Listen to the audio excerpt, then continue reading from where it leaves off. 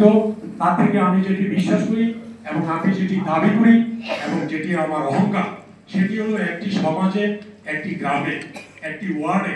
যখন একজন ইউপি সদস্য সরাসরি জনগণের ভোটে ব্যক্তিগত পছন্দের প্রতীকে সম্পূর্ণ অরাজনৈতিকভাবে জনগণ কর্তৃক মনোনীত হয়ে নির্বাচিত করেন এবং নির্বাচিত হয়, বাংলাদেশের ভোটের ব্যবস্থায় আমি সেটাকে সর্বোচ্চ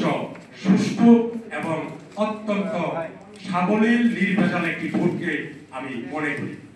ঠিক এভাবেই আজকের জেলা পরিষদে যারা নির্বাচিত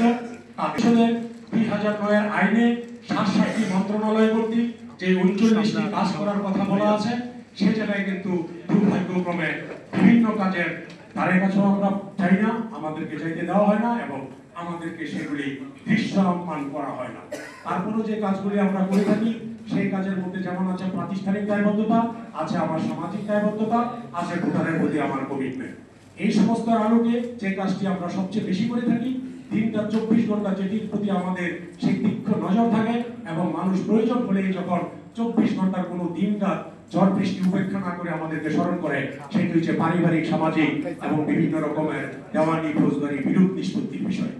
আমি গর্বের সহিত বলতে পারি এবং দৃঢ় কণ্ঠে বলতে না জানি সদস্য প্রতিদিন যে পরিমাণ এই সমস্ত বিরোধ নিষ্পত্তির মাধ্যমে মামলাকে নিয়ন্ত্রণকে ফয়সালা করে সেই মামলাকে তারা উদ্ধ করে,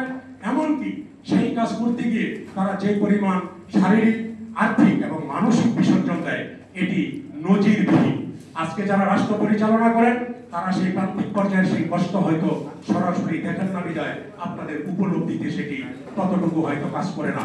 আজকে যে ইউপি সদস্যরা একদিনে যেটি ফয়সালা করে তার সমাজে বসে, সমাজে আরো যারা জনপ্রতিনিধির বাইরে থাকে, সমাজকর্মী থাকে, নানা শ্রেণী পেশার মানুষ থাকে, তাদেরকে নিয়ে সামনাসামনি চাক্ষুষ সাক্ষী প্রমাণের ভিত্তিতে হাজারো সমস্যার সমাধান করে থাকে প্রতিনিয়ত, যেটি বাংলাদেশের এই চলমান বিচার ব্যবস্থায় 5 বছরে আদালতে হয় বলে আমি মনে করি না।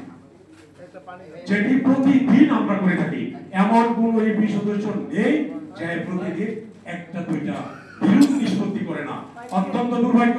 এই সরকার পরিবর্তন বিশেষ করে জুলাই অভ্যুত্থানের পরে আমরা যেটি দেখেছি সারা বাংলাদেশে মামলার একটি বড় রকমের উৎসব চলেছে। সেই জায়গায় একজন ইউপি সদস্য বাস্তবতার জায়গায় যদি যায়, তার নির্বাচনের সময় প্রতিদ্বন্দ্বী ছিল,